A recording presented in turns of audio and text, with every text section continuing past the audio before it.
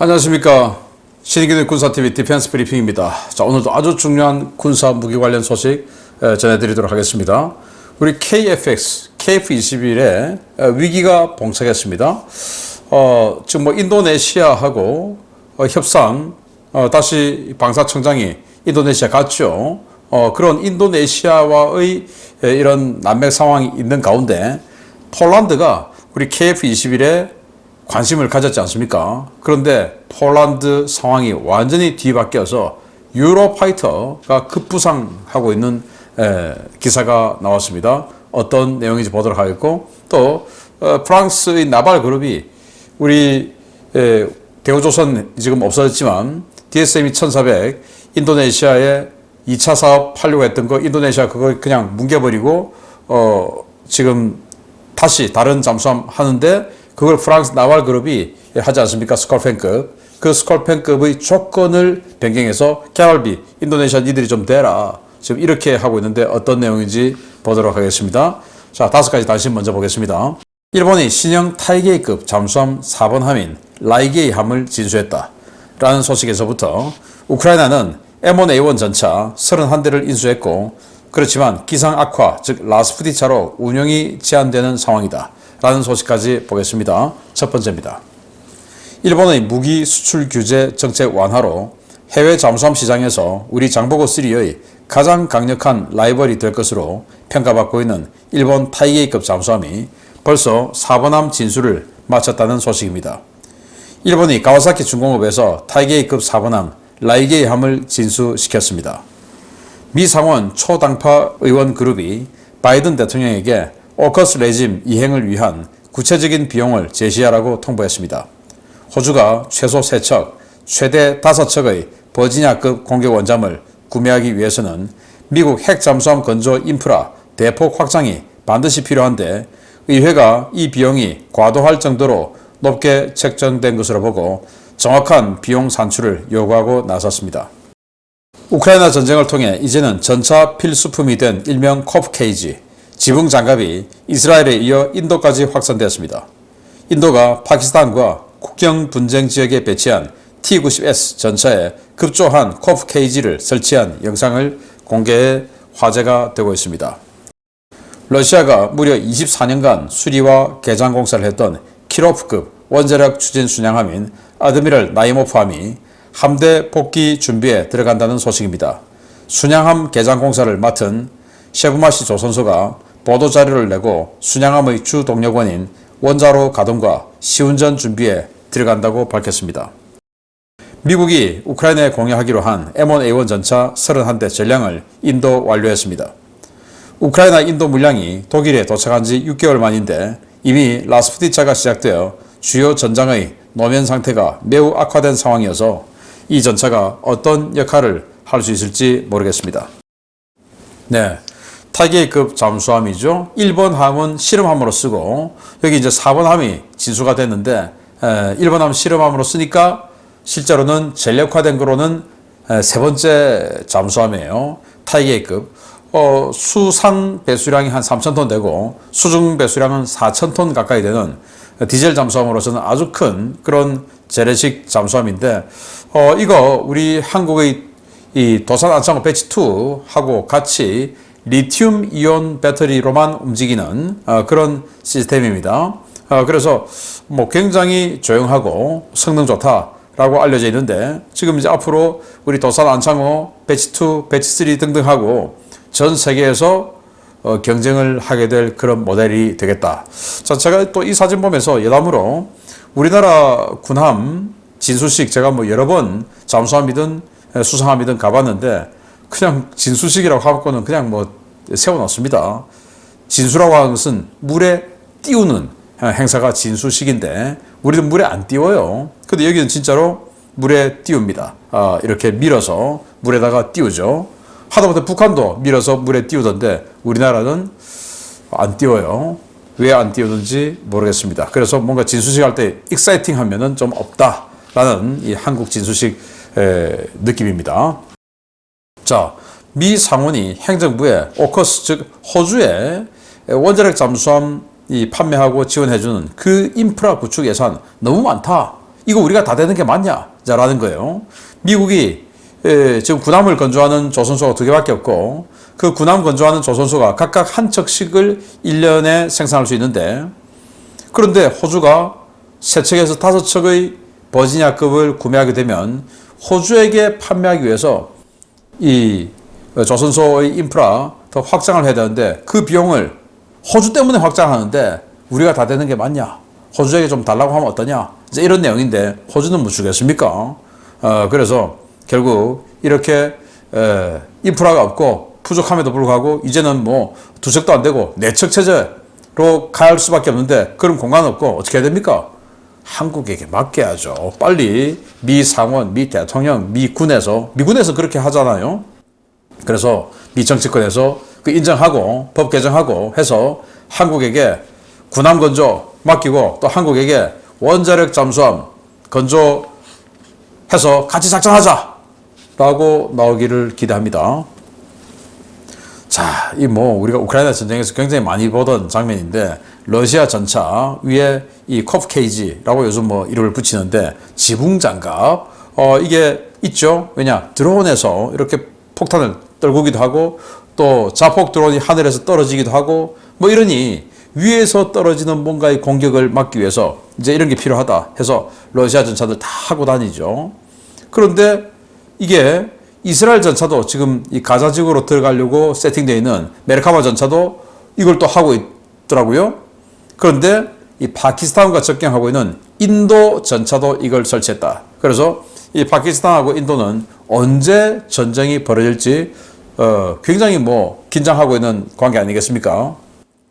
그렇기 때문에 이런 것들을 실전적으로 배치를 장착을 한 것 같은데 이 전차 다르고 저 전차 달라요. 그러니까 뭐 다 전차들이 다 이거 하고 있다. 이 말이 되겠죠. 자, 그러면 우리 한국 전차는 안녕하신가? 북한은 절대로 드론을 안 쓰는 존재인가? 아니죠. 북한 같은 그런 나라가 더 많이 쓰죠. 왜? 자산이 없으니까 중국이 팍팍 밀어주죠. 왜? 중국이 소형 드론 세계 최강국 아닙니까? DJI 드론. 그러니 그런 데다가 그냥 매달고 폭탄 떨구겠죠? 제가 북한이랑 반드시 하겠습니다. 그러면 우리 K1 전차는 위에서 폭탄발 맞아도 살 수 있는 전차냐? 천만의 말씀이죠. 그러면 우리 전차도 이런 걸 해야 된다. 그러면 우리는 또 이제 뭐 이 도로 굴다리들이 있어서 뭐 또 육교도 있고 그래서 뭐 최대 통과 높이 3.5m, 뭐 4m 뭐 이런 거 많죠. 그래서 전차 위에다가 이런 거 하면 그게 걸려서 안 돼. 안 되면 트럭에 실어서 훈련장에 가서라도 이거 하고 해야 돼요. 왜? 이걸 코프 게이지를 설치를 하면 이 기관총 사각지대가 많이 나오죠. 그리고 또 이 대공 경기가 잘 안 되죠. 하늘이 가렸으니까. 그래서 새로운 전술을 개발해야 돼요, 이제. 그래서 뭐 대공은 전차가 대공한다. 이제 뭐 그거 없고 그냥 드론에서 일단 생존 좀 해야 된다. 이렇게 하든지 아니면은 이 능동 방어 장치를 하늘에까지 레이더를 갖다 붙여서 하늘에도 요격할 수 있는 이 360도 전방향뿐만 아니고 이 하늘도 요격할 수 있는 이런 능동 방어 장치를 만들든지 그러지 않으면 정말 싸구려 드론에 싸구려 박격포탄 달아서 팍팍 나가 떨어진다 라는 것을 다들 이렇게 위기감을 갖고 있는데 우리 대한민국은 너무나 평안합니다. 자, 이번에 국방부 차관으로 임명된 김선호 차관, 자, 그분 참 친한 분인데 그분이 그 수도기계화 사단 맹호부대 사단장이었어요. 그러니 기계화부대 사단장이었으니까 이런 부분 또 잘 알겠죠. 또 그분은 이 육군에서 전력 분야를 전공하던 분이었어요. 작전보다는 전력. 이 국방부 장관인 신원식 장관은 작전 분야. 그런데 이 둘 다 또 수방사 사령관 출신이에요. 그런데 이 국방부 차관 김선호 예비역 중장은 전력 분야예요. 이런 무기체계 이런 것 분야예요. 그러니 실제로 기계화 부대 사단장 했고 전력 분야 전문가고 하니까 우리 전차 기갑 이런 분야에 대해서 자꾸 물량 내리는 거 이거는 좀 이제 좀 그보다는 생존할 수 있는 거 이거에 신경을 써주시는 국방부 차관이 되기를 기대한다 라는 말씀을 좀 첨언합니다. 자, 러시아가 아드미럴 나히모프 순양함, 키로프급 순양함의 3번 함이에요. 3번 함. 4번 함이 이제 표트르 벨리키 지금 활동하고 있고 1번 함인 키로프, 2번 함인 프룬제 되겠어요. 이거 이제 뭐 원자로 하고 이거 뭐 난장판이니까 이거를 이제 현대화 개수하고 하는 김에 또 이 뭐 레이더라든지 방공무기 이런 거 현대화 개수하는 작업을 무려 24년 동안 이러고 있었습니다. 그런데 이제 다 했다라고 주장하면서 이제 함대에 배치한다라고 하는데 정말 다 했는지 제대로 움직이기나 하는지 궁금하기도 하네요. 자, 우크라이나가 미 해병대가 썼던 M1A1 전차 31대를 이제 드디어 인수했습니다. 미국이 이 우크라이나로 들어가려고 하는데 잠깐 스톱! 훈련 좀 더 해야 돼! 하고 또 몇 달을 또 밀어버렸죠. 뭐 그래서 이제 들어가는데 이 M1A1 전차 65톤이에요. 그런데 지금 라스푸티차 시작되죠. 그래서 빠져가지고 진창에 빠져서 제대로 기동이 안 되는 시기에 들어갔어요. 이거 미국의 꼼수가 아닌가.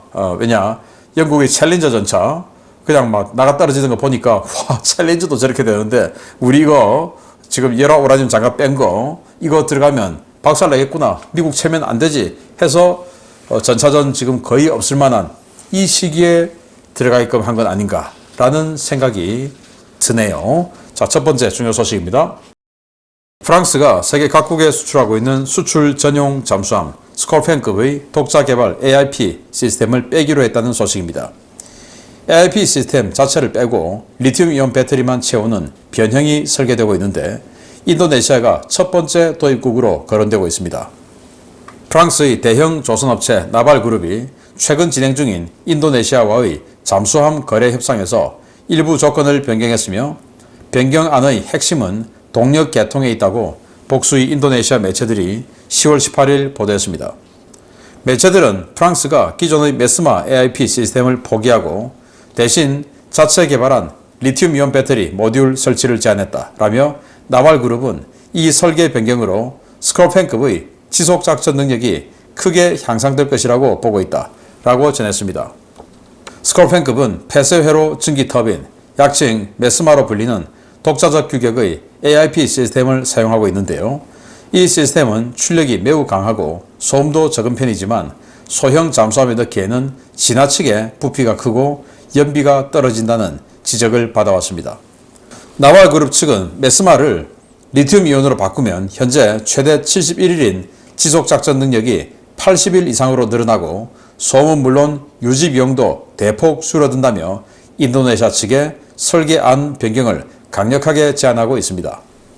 인도네시아는 우리나라의 대우조선해양과 DSM이 1400 6척을 계약했지만 3척 인수 후 기술만 빼돌린 뒤 2차분 3척 계약 이행을 거부하고 있는데요. 나발그룹의 일명 개량형 스콜펜의 테스트베드가 될 인도네시아. 과연 나발그룹에서 어느 정도 금액의 청구서를 받게 될지 지켜봐야겠습니다. 네, 인도네시아가 우리 6척 하기로 하고 1차 사업 3척 했고 2차 사업은 그냥 뭉개고 2차 사업 들어가기 전까지 들어와서 한국에서 뭐 잠수함 운영 기술이다 뭐다 온갖 기술을 다 빼가고 대접은 대접대로 다 받고 하고는 지금 이제 프랑스 나발그룹하고 스콜펜급 잠수함 도입 협상을 하고 있는데 이게 2,000톤이 채 안 됩니다. 우리나라의 214급 잠수함 뭐 그 정도 크기죠. 여기에 메스마라고 하는 나발그룹이 독자적으로 만든 자기만의 이 AIP 공기 불요 시스템이 있는데요. 이게 덩치가 커요. 소음 작고 뭐 연비 좋고 한 이런 장점이 있지만 덩치가 크니까 1,800에서 2,000톤 정도밖에 안 되는 잠수함에 아주 덩치가 큰 메스마를 넣으면 승조원 거주 공간 또는 뭐 다른 어떤 무장 탑재 공간 뭐 이런 것들이 아주 협소해지겠죠. 그래서 야 이거 안 맞다라는 상황에서 요즘 한국의 도산 안창호급 배치2, 일본의 타이게이급 등 최신 이 재래식 잠수함들이 전부 AIP 빼고 아예 그냥 리튬이온 배터리 휴대폰 들어가고 얼마나 성능 좋습니까? 그러니까 리튬이온으로 그냥 도배해서 하니까 이게 이제 트렌드구나 해서 인도네시아에 이 AIP 이거 빼고 리튬이온으로 다 깔아줄게. 그 대신 니들 때문에 하는 거니까 그 설계 변경 비용 그건 니들이 좀 내라. 이제 이런 상황이에요. 인도네시아가 그걸 어떻게 수용할지는 모르겠으나 아무튼 이제 이런 상황입니다. 자, 그런데 KFX 이야기를 좀 하면 이 KFX를 뭐 인도네시아 대통령 비서실장이 굉장히 이제 비판을 하면서 한국이 약속 이행을 안 한다 하고 비판을 했죠. 그 직후에 10월 5일 날 우리 방사청장이 인도네시아 갔어요, 협상하러. 그래서 우리 방사청장이 10월 말까지 이 대금 납부에 대한 계획안을 제출하지 않으면 인도네시아의 협력을 전면 재검토하겠다라고 선언했어요. 그게 맞죠. 그렇게 해야 됩니다.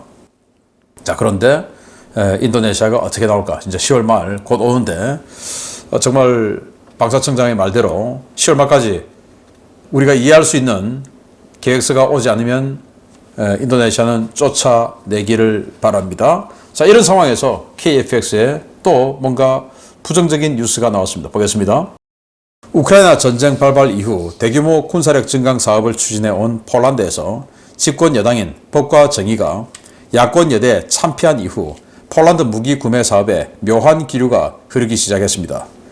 F-15EX와 KF-21의 2파전이 될 것으로 점쳐졌던 폴란드 전투기 사업에 돌연 유로파이터 타이푼이 등판해 유력 후보로 급부상하고 있다는 소식입니다.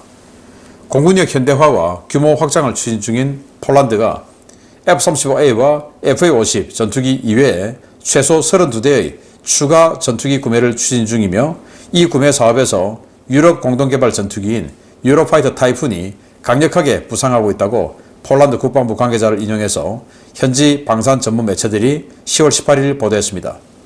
이 관계자는 폴란드는 F-16 전투기 48대를 보유 중이고 2개 비행대로 나눠 운용할 F-35A 32대를 발주해 놓은 상태라며 이 전력을 보완하기 위해 48대의 FA-50을 도입하고 있지만 이 전력만으로는 충분하지 않아 최소 2개 비행대대 규모의 중형 전투기 구매를 추진 중이다 라고 밝혔습니다. 당초 이 사업은 4.5세대급 전투기를 구매하는 방향으로 가닥이 잡혀 미국의 F-15EX 이글2가 사실상의 단독 후보로 거론돼 왔는데요. 지난해 폴란드 국영 방산업체 PGZ 그룹의 세바스티안 흐바웩 회장이 한국의 KF-21에 큰 관심을 표하며 블락2 공동개발 참여 의사를 타진하며 분위기가 한국 쪽으로 급반전했었습니다. 문제는 10월 15일 치러진 총선이었습니다. 72.9%의 높은 투표율을 보였던 이번 선거에서 집권 여당인 법과 정의는 전체 460석 중에 194석을 차지해 1위를 차지했지만 과반 달성에 실패해 친독 좌파 색채가 강한 야당인 시민연단, 폴란드 인민당, 폴란드 2050당 연합 세력이 합계 222석을 차지해 과반에 근접했고 또 다른 좌파 정당인 신좌파가 26석을 가지고 야권 연대에 합류할 것으로 알려져 사실상 정권 교체가 확정적인 상황입니다. 야권 연대를 이끄는 도널드 투스크 전 총리는 친독 성향이 매우 강한 인물로 기존 집권당이 추진해온 한국산 무기 대량 구매에 상당한 불만을 표출해온 인물인데요. 투스크 전 총리가 다시 총리로 복귀할 가능성이 높아지자 현재에서는 미국산 F-15EX 대신 독일이 주도하는 유로파이터 타이푼 도입될 가능성이 커지고 있다는 분석이 나오고 있습니다. 현재 안제이 두다 대통령은 법과 정의가 원내 일당인 만큼 기존 여당의 새 내각 구성권을 맡기겠다고 밝혔지만 투스크 전 총리가 이끄는 범야권 세력이 연정을 구성할 가능성이 더 높은 상황인데요. 폴란드의 정권 교체가 폴란드군 무기 도입 사업은 물론 우리나라의 폴란드 무기 수출에도 큰 영향을 미칠 가능성이 커 우리 정부와 기업들의 대비가 필요해 보입니다. 폴란드는 이원 집정부제입니다. 대통령이 있고 총리가 있죠. 그래서 대통령은 이 군 통수권 그리고 외교권 일부 등을 가지고 그리고 이제 이 내각을 인준할 수 있는 권리 이런 걸 가지는데 총리는 이제 내치를 하죠. 우리 한국의 국무총리와 대통령과의 관계하고는 좀 달라요. 그래서 총리가 이 내치의 권한을 다 가지고 있습니다. 그래서 폴란드는 줄곧 이 총리와 대통령이 다른 당으로 다른 정치 세력을 이렇게 해오다가 최근 8년 동안 이 법과 정의당이 총리와 이 대통령을 같이 해왔었어요. 그래서 급부상하면서 독일을 능가하는 어떤 그 유럽의 군사력의 중심 뭐 이런 게 되려고 노력을 해왔던 게 현재의 폴란드인데 뭐 젤렌스키 대통령, 우크라이나 대통령이 정말 오만했던 거라고 저는 봅니다. 이 뭐 전 세계 가는 데마다 대접을 다 받고 하다 보니까 조금 넘쳐버린 것 아닌가라는 생각이 들고, 그러면서 우리가 하는 것은 유럽 전체를 방어하기 위해서 하는 거니까 다 정의야 라는 그런 오만을 내서 비롯됐는지 곡물 수출을 아주 값싸게 덤핑으로 때려버렸죠. 그리고 폴란드에도 농민들이 있는데 그 농민들이 치명상을 입어버린 거죠. 그 농민들이 완전히 반대 세력으로 돌아서버린 거다라고 하는 겁니다. 자, 그래서 이 차기 총리로 유력한 도널드 투스크 전 총리인데, 이 사람은 완전히 친독 성향이야, 친독. 우리 국내 언론에서는 뭐 보수 우파 이렇게 평가를 하는데, 이 연대 이 새 정당은 좌파예요. 이 좌파 세력들이 222석을 합계 확보를 했는데, 문제는 460석 중에 222석도 과반은 아니죠. 그런데 이 현재 여당인 법과 정의가 194석을 확보를 했으니까 과반에서 한참 못 미치죠. 231석이 돼야 되니까. 그런데 이 연정에 신좌파라고 하는 또 이 정당이 있는데, 그 정당이 26석을 획득했는데 이 연정에 들어온다는 겁니다. 그러면 이제 230석을 훌쩍 넘어버리죠. 그러면 이 내각 구성권이 이쪽으로 넘어간다. 그렇지만 이제 두다 대통령은 아니 어쨌든 지금 과반은 없고 이 법과 정의 우리 당이 제1당을 차지했으니까 일단 내각 구성권을 저기다 준다라고 하지만, 내각 구성하면 국회에 통과를 해야 되는데 통과될 가능성이 없죠. 이제 이렇게 되면 이쪽이 더 과반이니까. 그래서 정권 바뀐다. 문제는 이 지역이 이런 식으로 동쪽은 지금 이 두다 대통령이 이끄는 우파, 그리고 서쪽이 좌파, 이런 식으로 지금 확 나눠버린 거예요. 그래서 이런 구도가 형성되면서 이제 정권이 바뀌었는데 이 좌파 그룹들이 친독 성향이 강하다. 그래서 독일과 그동안 이 두다 대통령 이 정부가 사이가 안 좋았으니 그 사이를 회복하는 차원에서 선물로 유로파이터 타이푼 전투기를 구매해 줄 가능성이 크다. 그리고 더 나쁜 소식은 지금 뭐 우리 K2 전차 800대 추가, 이것도 레오파르트 전차가 될 수도 있는 거죠. 또 우리 K9 자주포 아직 계약 안 한 수백 대가 있죠. 그것도 뭐 그렇게 되지 않기를 바라지만 PZDC 2000 자주포 뭐 이런 식으로 되면 굉장히 힘들어진다라는 건데, 물론 이 자주포까지는 안 되겠지만 전차 이거 위험하다라는 생각이 들고, 또 이 두다 대통령하고 이 독일하고 이쪽하고 사이가 안 좋았기 때문에 이 그들이 프랑스와 독일이 같이 개발하는 차세대 전차, 여기에 폴란드를 안 넣어줬죠. 안 넣어주는 바람에 폴란드가 열받아서 우리 한국하고 K2 했는데, 이제 정권 바뀌어서 친독 들어왔으니까 아니 전차 사업 다시 들어와 해서 우리 K2 전차 날아갈 수 있는 겁니다. 그리고 KF-21 이거 하려고 했는데 그 PGZ 그룹의 회장도 이게 국영 그룹이니까 또 총리가 또 임명을 해요. 이제 바뀌겠죠. 친독 성향의 정치인이 회장으로 앉을 수 있겠죠. 그러면 KF-21 아니 그건 그때 이야기고 우리 협력 안 해 라고 할 수 있는 거예요. 그래서 지금 뭐 인도네시아하고 관계를 단절할 수도 있는데, 대안으로 아랍에미리트하고 하든지 폴란드하고 하든지 뭐 이런 대안이 있었는데 이 폴란드가 지금 굉장히 어려워졌다라는 나쁜 뉴스를 알려드리면서 마치겠습니다. 감사합니다.